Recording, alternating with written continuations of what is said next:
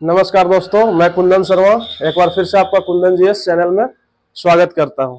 जैसा कि हमने वादा किया था कि अभी जो रिसेंट का एग्जाम है आप लोगों का, जैसे आपका हो गया बिहार पुलिस का हो गया, अभी बीपीएससी आने वाला है, प्लस कुछ ही दिनों में झारखंड जेएसएससी सीजीएल का एग्जाम है। तो जीएस पेपर को लेकर हमने कहा था कि मॉडर्न हिस्ट्री, पॉलिटी, ज्योग्राफी, ये सारे सब्जेक्ट का class wise, chapter wise class चलेगा रेगुलर। तो आज से हमने स्टार्ट किया है मॉडर्न हिस्ट्री का क्लास, जिसमें हम लोग आज देखेंगे आपका चैप्टर है 18वीं शताब्दी में स्थापित नवीन स्वायत्त राज्य। 18वीं शताब्दी में स्थापित नवीन स्वायत्त राज्य। तो इसमें हम लोग को क्या पढ़ना है देखते हैं। इसी को इंग्लिश में लिखा हुआ है कि new autonomous state established in the 18th century. देखिए 18वीं शताब्दी की बात हो रही है। तो चूंकि 18वीं शताब्दी के शुरुआत में जो भी नए नए राज्य का स्थापना हुआ था, चूंकि 1700 में औरंगजेब की मृत्यु हुई थी 1700 ईस्वी में। उसके बाद से क्या हुआ कि धीरे धीरे जो बहुत ही महत्वपूर्ण राजा नहीं रहे मुगल साम्राज्य में, तो क्या हुआ उसके जगह पर कि छोटे छोटे जो राजा थे प्रांतों में, वो अपना एक अलग साम्राज्य स्थापित करने लगे, एक अलग राज्य का स्थापना करने लगे। तो उसी के तहत जो है बहुत सारे राज्य का स्थापना हुआ था, नवीन स्वायत्त राज्य, जो नए राज्य बने थे। चूंकि केंद्र में कोई एक आधिकारिक तौर पे उतना बड़ा राजा नहीं था, तो छोटे छोटे राजाओं ने अपना एक छोटा छोटा राज्य का स्थापना किया। तो उसी के सीरीज में हम लोग आते हैं। मॉडर्न हिस्ट्री का आपका पहला चैप्टर है। इसमें आज हम लोग 18वीं शताब्दी में नवीन स्थापित स्वायत्त राज्य की जो बात कर रहे हैं, इसमें हम लोग दो राज्य के बारे में आज पढ़ेंगे, फिर नेक्स्ट क्लास में और 2-3 जो है उसको कंप्लीट करेंगे। तो आइए हम लोग पहला देखते हैं क्या है, किस राज्य की स्थापना होती है। कहता है कि 1707 में औरंगजेब की मृत्यु हो जाती है, जैसा कि आप लोग पढ़े होंगे। तो उसके बाद जो पहला राज्य का स्थापना होता है आपका हैदराबाद का स्थापना होता है। किस राज्य का स्थापना होता है? हैदराबाद का। मैं यहाँ पे आपको साथ साथ याद भी करवाते चलूंगा, और अगर संभव हो तो कॉपी कलम लेकर ही बैठे कि नोट डाउन भी करते चले और इसको दिमाग में एक बार समझते चले कैसे याद होगा। हैदराबाद का स्थापना 1724 में हुआ। अब 1724 में स्थापना हुआ, तो स्थापना करने वाले भी होंगे। स्थापना इसका कौन किया? संस्थापक है निजामुल मुल्क या चिनकिलिच खां। अब निजामुल मुल्क या चिनकिलिच खां, इसी का एक और नाम था चिनकिलिच खां, निजामुल मुल्क का, और ये तुरानी गुट का था। एक्चुअली क्या हुआ कि औरंगजेब का जब मृत्यु हुआ, तो उस समय राजा तो बनता था, लेकिन उनको बनाने वाला का अधिकार उस समय ज्यादा होता था। जैसे ईरानी तुरानी गुट के जो सैयद बंधु थे, वो शासक का निर्माण करते थे, शासक बनाते थे। मेन बागडोर जो था उनके हाथ में था राजा बनाने का। तो उसी में से एक निजामुल मुल्क जो था वो तुरानी गुट का था, जिसका एक और नाम था चिनकिलिच खां था। तो स्थापना कर दिया 1724 में हैदराबाद राज्य का।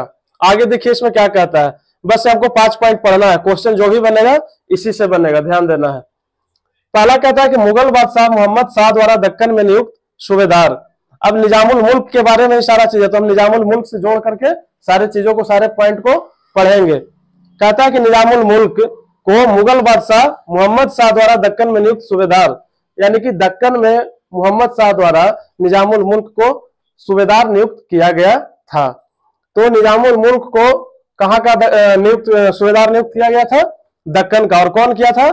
मुगल बादशाह मोहम्मद शाह। याद रखिएगा इसको कि निजामुल मुल्क को मोहम्मद शाह ने दक्कन में सूबेदार नियुक्त किया था। अब नेक्स्ट पॉइंट देखते हैं, हिंदुओं के प्रति उदार नीति और हिंदू पूरन चंद को दीवान नियुक्त किया। तो हिंदुओं के प्रति उदार नीति किसकी थी? उदार नीति थी निजामुल मुल्क का। चूंकि ये क्या था, एक खुद मुस्लिम शासक था, लेकिन हिंदुओं के प्रति इसका किसी तरह का कोई दुर्व्यवहार नहीं था, जहां तक कि उदार नीति था। और उसी में कहता है कि एक हिंदू पूरन चंद नाम का जो व्यक्ति था, उसे अपना एक खुद का दीवान नियुक्त किया। तो सबसे पहले हम लोग पढ़े कि 1724 में क्या हुआ? स्थापना हुआ। कौन किया? निजामुल मुल्क ने किया। और इसका एक और नाम क्या था? चिनकिलिच खां। इसको दक्कन का सूबेदार किसने नियुक्त किया? तो मुगल बादशाह मोहम्मद शाह ने किया। और दूसरा पॉइंट कि इसका हिंदुओं के प्रति उदार नीति रहा, जिसमें हिंदू पूरन चंद को ये अपना दीवान नियुक्त किया। आगे बढ़ते हैं, तीसरा पॉइंट। तो दक्कन में जागीरदारी प्रथा को अपनाया। अब दक्कन में किस प्रथा को अपनाया? जागीरदारी प्रथा को। जागीरदारी प्रथा अपनाया। भूमि से रिलेटेड किस प्रथा को लाया? जागीरदारी प्रथा को इसने लाया। अगला पॉइंट देखते हैं, 1724 में क्या हुआ? सकूरखेड़ा के युद्ध में मुगल सूबेदार मुवारिज खां को हराया। 1724 में एक युद्ध हुआ जिसमें मुगल सूबेदार ही था, मुगल का ही एक सूबेदार था जिसका नाम था मुवारिज खां, इसे निजामुल मुल्क ने पराजित किया। अब आगे देखते हैं लास्ट पॉइंट कि मुगल बादशाह ने इसे दक्कन का वायसराय नियुक्त कर दिया और आसफ जाह की उपाधि प्रदान की। जब ये मुगल सूबेदार मुवारिज खां को पराजित किया तो जो मुगल बादशाह था उसने इसे दक्कन का वायसराय नियुक्त कर दिया। पहले क्या किया था, सूबेदार नियुक्त किया था, अब क्या हो गया, जब पराजित किया तो दक्कन का वायसराय नियुक्त हो गया और इसे एक उपाधि दी जिसे आसफ जाह की उपाधि कहा जाता है। तो क्वेश्चन बनता है यहां से कि किस शासक को आसफ जाह की उपाधि प्रदान की गई थी, तो क्या हो जाएगा, निजामुल मुल्क। तो देखिए हैदराबाद राज्य का इतना ही 4 पॉइंट हमको याद रखना है, 4 पॉइंट याद रखना है। पहला को की स्थापना कब हुआ, 1724 में, संस्थापक निजामुल मुल्क जिसका एक और नाम चिनकिलिज था। मुगल बादशाह मोहम्मद शाह द्वारा दक्कन में नियुक्त सूबेदार, दक्कन में सूबेदार नियुक्त इसको कौन किया, मोहम्मद शाह ने। हिंदुओं के प्रति उदार नीति और हिंदू पूरन चंद को क्या किया, दीवान नियुक्त किया। दक्कन में जागीरदारी प्रथा को अपनाया। 1724 में सकुरखेड़ा के युद्ध में मुगल सूबेदार मुवारिज खां को पराजित किया और मुगल बादशाह ने तब इसे दक्कन का वायसराय नियुक्त कर दिया। आराम से इसको देखिए कैसे याद करेंगे। पहले सबसे आगे सबसे पहला कौन था, हैदराबाद था। हैदराबाद का स्थापना किसने किया या कब हुआ, पहले 1724 में स्थापना हुआ। उसके बाद कहता है कि कौन स्थापना किया, तो निजामुल मुल्क या उसका एक और नाम पूछ सकता है चिनकिलिज खान ने किया। अब कहता है कि दक्कन में इसको सूबेदार नियुक्त किया था, दक्कन में इसको सूबेदार नियुक्त किया था मुगल बादशाह मोहम्मद शाह ने। अब इसको सूबेदार नियुक्त कर दिया तो वहां पर इसका शासन कैसा रहा, तो हिंदुओं के प्रति उदार नीति इसने अपनाया, हिंदुओं के प्रति उदार नीति अपनाया। और एक हिंदू जिसका नाम था पूरन चंद, उसे अपना दीवान नियुक्त किया, उसे अपना दीवान नियुक्त किया। अब भूमि में आते हैं तो क्या किया, जागीरदारी प्रथा को अपनाया, भूमि में जागीरदारी प्रथा को अपनाया इसने। उसके बाद क्या किया, तो जागीरदारी प्रथा के बाद इसने एक युद्ध लड़ा, सकुरखेड़ा का युद्ध 1724 ईस्वी में ही, जिस समय स्थापना हुआ था। और उस युद्ध में जो मुगल सूबेदार था मुवारिज खां, नाम याद रखिएगा, मुगल सूबेदार मुवारिज खां था, उसको पराजित किया इसने। और जब पराजित कर दिया तो इस उपलक्ष्य में मुगल बादशाह ने इसे दक्कन का वायसराय बना दिया और इसे आसफ जाह की उपाधि प्रदान की। उम्मीद करते हैं बेहतर समझ रहे होंगे। अगर कॉपी कलम है तो नोट डाउन भी करते चलना है। बस 4 पॉइंट है। मोहम्मद शाह दक्कन में नियुक्त सूबेदार था, हिंदुओं के प्रति उदार नीति थी, पूरन चंद को अपना दीवान नियुक्त किया, सकुरखेड़ा का युद्ध लड़ा जिसमें मुवारिज खां को पराजित किया, इसके बाद आसफ जाह की उपाधि मिली और दक्कन का वायसराय बना दिया गया। चलिए तो नेक्स्ट बढ़ते आगे, बंगाल के बारे में हम लोग आते हैं। बंगाल की स्थापना की अगर बात करें तो बंगाल की स्थापना आपका हुआ था 1717 से 1727 का टाइम पीरियड है इसके बीच में। और इसका स्थापना करने वाला कौन था, मुर्शिद कुली खां, मुर्शिद कुली खां। इसको कैसे याद करेंगे, तो बंगाल स्टेशन पर हम लोग उतरे तो हमें बहुत सारा क्या हुआ, कुली मिला। बंगाल स्टेशन पर जब हम उतरे तो हमें क्या मिला, बहुत सारा कुली मिला। तो बंगाल का स्थापना कौन किया, मुर्शिद कुली खान ने किया। ध्यान रखिएगा, टॉपिक वाइज है, चैप्टर वाइज है, यहाँ से आपका मॉडर्न हिस्ट्री का शुरुआत होता है और यहाँ से और आज से रेगुलर क्लास आपको हिस्ट्री का हर विषय का, हिस्ट्री में हर चैप्टर का टॉपिक वाइज मिलते जाएगा। तो बंगाल में आते हैं तो स्थापना मुर्शिद कुली खान ने किया 1717 से 27 में आते हैं हम लोग। अब मुर्शिद कुली खां और क्या क्या किया है, इसके शासनकाल में और क्या क्या काम हुआ उसके बारे में पढ़ते हैं। तो सबसे पहले तो 1700 में औरंगजेब ने इसे क्या किया था, बंगाल का दीवान नियुक्त किया था। हम लोग इधर भी पढ़े हैदराबाद का, तो यहाँ पे सूबेदार नियुक्त हुआ था, यहाँ पे मुर्शिद कुली खां को दीवान नियुक्त किया था।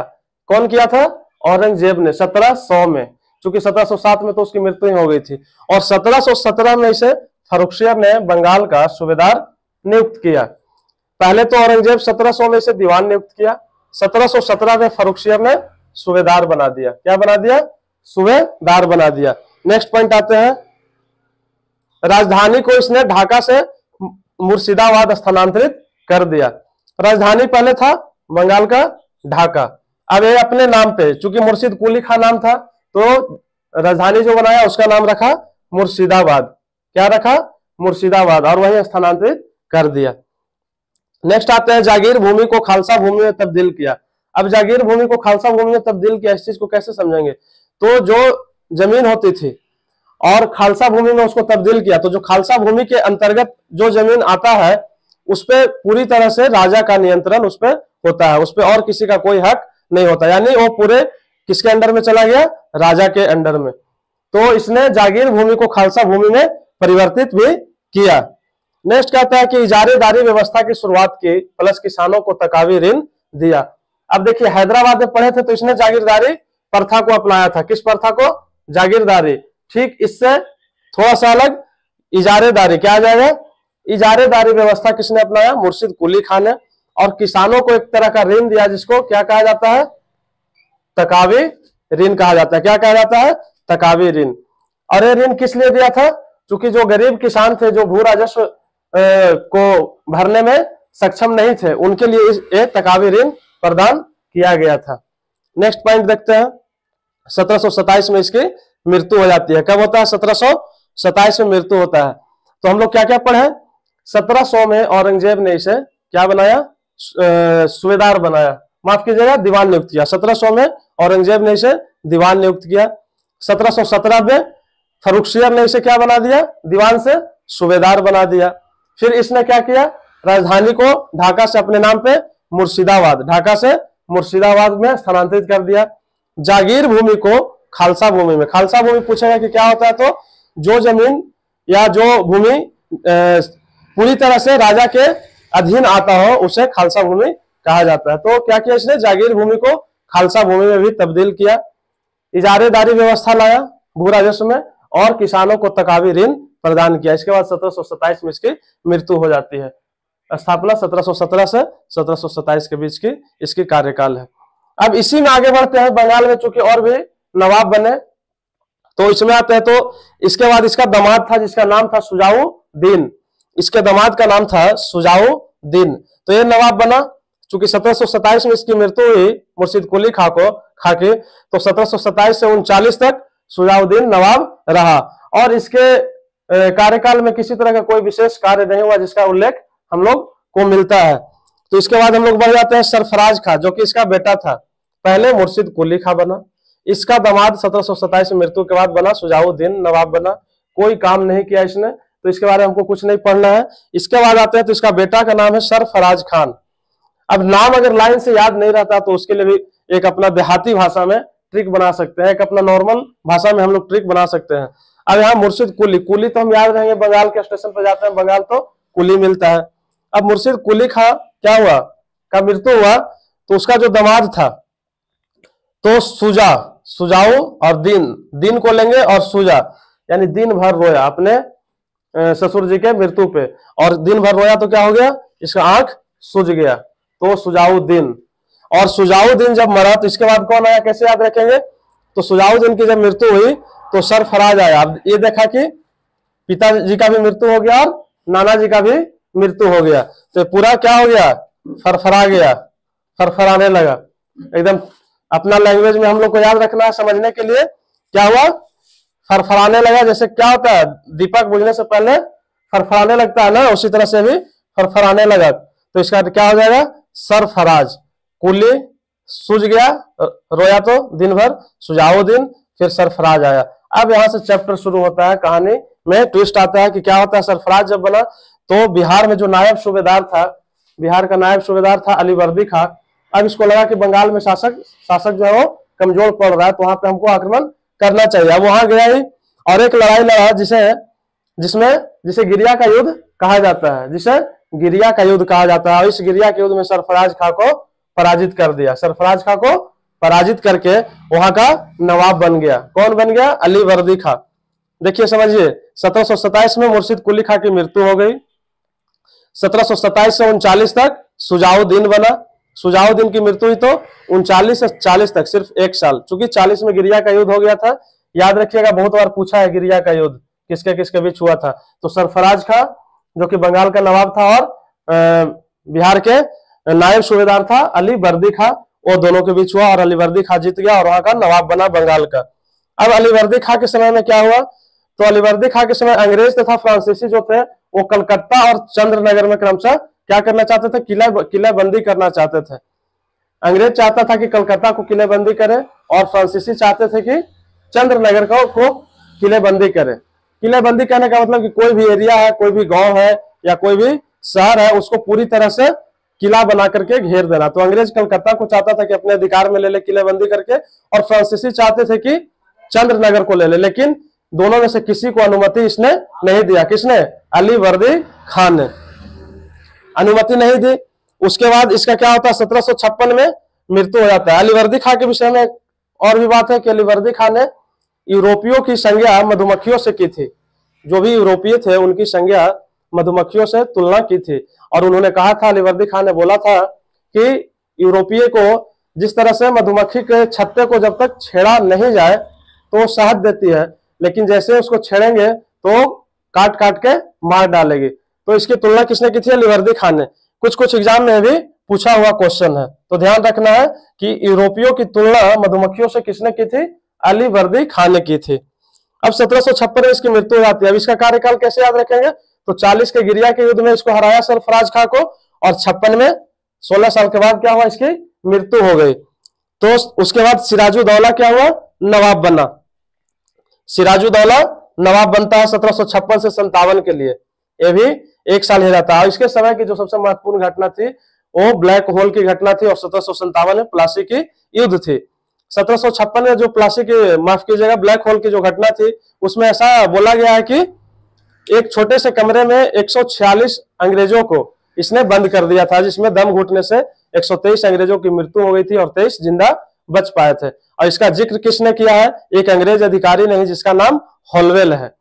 तो हम लोग यहाँ पे पढ़ेंगे कि ब्लैक होल की घटना कब हुई? 20 जून 1756 को डेट याद रखना है, और उल्लेख इसका किसने किया है?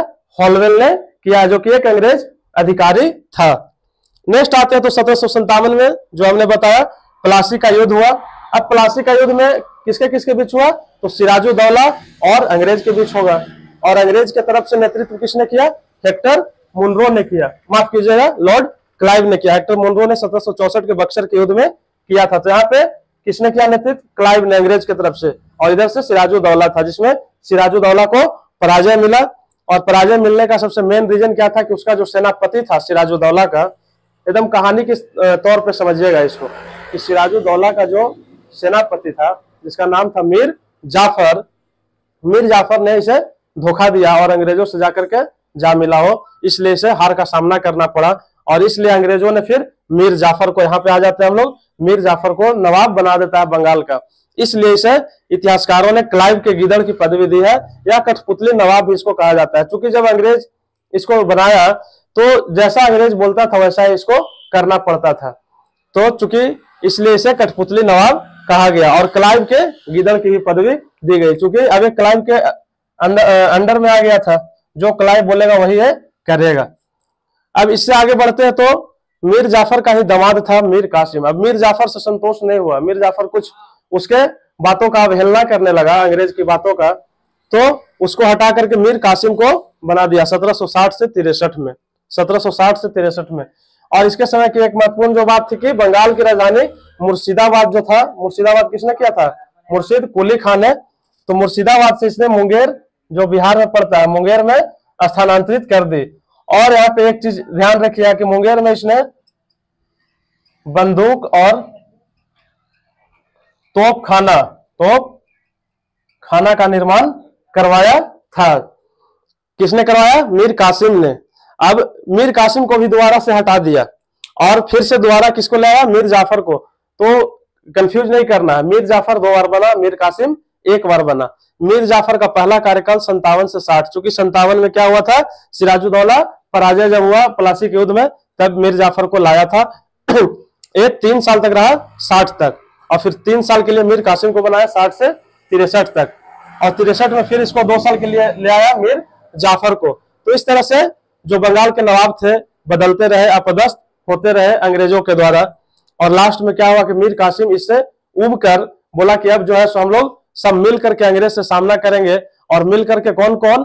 तो मीर कासिम बोला कि एक मैं, एक अवध का नवाब शुजाउद्दौला से सहायता मांगा, और एक जो थे आपका मुगल सम्राट शाह आलम द्वितीय।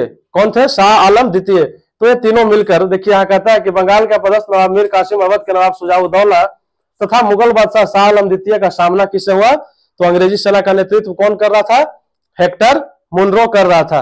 तो उससे सामना हुआ, और इसमें इनको क्या हुआ, पराजय का सामना करना पड़ा। मीर कासिम का जो नेतृत्व में लड़ा जा रहा था और शुजाउद्दौला और अवध के नवाब शुजाउद्दौला और मुगल सम्राट शाह आलम द्वितीय, 3 लोग थे।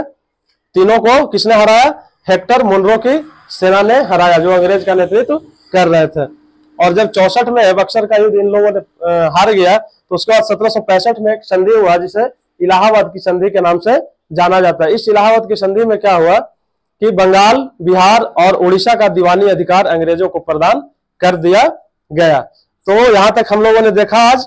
इसके बाद हम लोग कल पढ़ेंगे अवध के बारे में, अवध पढ़ेंगे, फिर मैसूर पढ़ेंगे। इस तरह से हम लोग करीब 2 दिन इसमें और लगेगा, 2 दिन में चैप्टर खत्म होगा। तो एक बार रिवीजन के तौर पे जल्दी जल्दी हम लोग देख लेते हैं।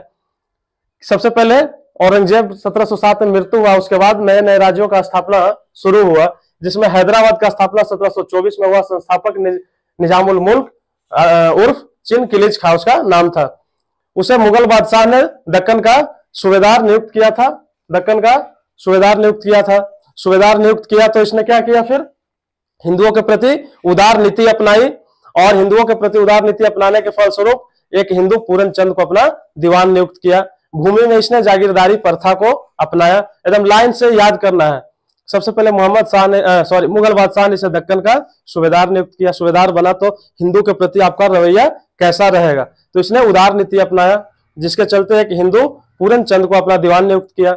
भूमि के क्षेत्र में सुधार में आते हैं तो जागीरदारी प्रथा को इसने अपनाया माफ कीजिएगा। उसके बाद 1724 में सकरखेड़ा का एक युद्ध हुआ, जिसमें मुगल जो सूबेदार था मुबारिज खां, उसे इसने पराजित किया, और पराजय के फलस्वरूप मुगल बादशाह जो था इसे दक्कन का वायसराय नियुक्त कर दिया और आसफ जाह की उपाधि प्रदान कर दी। तो बस 4 लाइन का है, ये हो गया आपका। बंगाल में आते हैं, रिवीजन के तौर पे हम लोग देखते हैं तो 1717 से 1727 तक सबसे पहले मुर्शिद कुली खां जिसने स्थापना किया। मुर्शिद कुली खां स्थापना किया इसका। 1700 में मुर्शिद कुली खां को औरंगजेब ने क्या बनाया था, दीवान नियुक्त किया था। 1717 में फर्रुखसियर ने बंगाल में इसे सूबेदार बना दिया 1717 में। फिर नेक्स्ट देखते हैं तो राजधानी को अपने नाम पे ढाका से कहां कर दिया, मुर्शिदाबाद। और मुर्शिदाबाद से मुंगेर किसने किया था, मुंगेर किया था मीर कासिम ने, याद रखिएगा। तो इसने ढाका से कहा किया, मुर्शिदाबाद अपने नाम से। और जागीर भूमि को खालसा भूमि में तब्दील किया। खालसा भूमि जिसपे पूरी तरह से राजाओं का अधिकार होता है, जिस भूमि पे इजारेदारी व्यवस्था की शुरुआत की और किसानों को, गरीब किसानों को तकावी ऋण प्रदान किया। इसका दामाद फिर सुजाउद्दीन नवाब बना। दामाद बताया था जिसका जब मृत्यु हुआ 1727 में मुर्शिद कुली का, तो रोते रोते क्या हुआ, इसका दिन भर रोया, सूझ गया आंख, तो सुजाउद्दीन दामाद था इसका, नवाब बना 27 से 39 तक। फिर इसका बेटा बना सरफराज।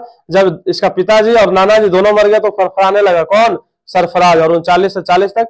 फिर 40 में अली वर्दी खां जो बिहार का नायब सूबेदार था बंगाल गया और सरफराज खां को पराजित करके बंगाल का नवाब बन गया। और उसके बाद कहता है कि अंग्रेजों को और फ्रांसीसियों को किलेबंदी करने की अनुमति नहीं दी। उसके बाद 1756 में इसका भी मृत्यु हो जाता है और सिराजुद्दौला नवाब बनता है। कौन बनता है, सिराजुद्दौला। और सिराजुद्दौला के समय की 2 महत्वपूर्ण घटनाएं हैं। 20 जून 1756 को ब्लैक होल की घटना हॉलवेल ने जिक्र किया, और प्लासी का युद्ध जिसमें उसे पराजय मिली। अब यहीं से पराजय मिला, इसका सेनापति धोखा दिया मीर जाफर, तो मीर जाफर को अब बना दिया गया बंगाल का नवाब, और ये अंग्रेजों का क्या हो गया, अंग्रेजों के अंडर में हो गया, इसलिए इसे कठपुतली नवाब कहा जाने लगा। नेक्स्ट आते हैं तो मीर कासिम को बना दिया फिर, जिसने मुर्शिदाबाद से मुंगेर स्थानांतरित की और बंदूक और तोपखाना का निर्माण किया। मीर जाफर दूसरी बार 63 से 65 तक रहा, और 22 अक्टूबर 1764 को जब बक्सर का युद्ध हुआ तो क्या हुआ, बक्सर का युद्ध में ये तीनों ने लड़ा, अवध के नवाब शुजाउद्दौला और मीर कासिम और मुगल सम्राट शाह आलम द्वितीय, जिसमें पराजय हुआ। 1765 में संधि हुई, इलाहाबाद की संधि के नाम से जाना जाता है, जिसमें बिहार, उड़ीसा और बंगाल का दीवानी अधिकार किसे मिल गया, ये मिल गया, अंग्रेजों को मिल गया। तो चलिए आज का क्लास हम यहीं पे समाप्त करते हैं। उम्मीद करते हैं पूरी तरह से आप लोगों ने इस क्लास को सुना होगा, समझा होगा, और 1 से 2 बार 3 बार आप देखिएगा, पूरा डेट और पूरा जो है सो आपका लाइन वाइज कैसे कैसे कौन कौन नवाब बना याद हो जाएगा। चलिए धन्यवाद, कल मिलते हैं, नमस्कार।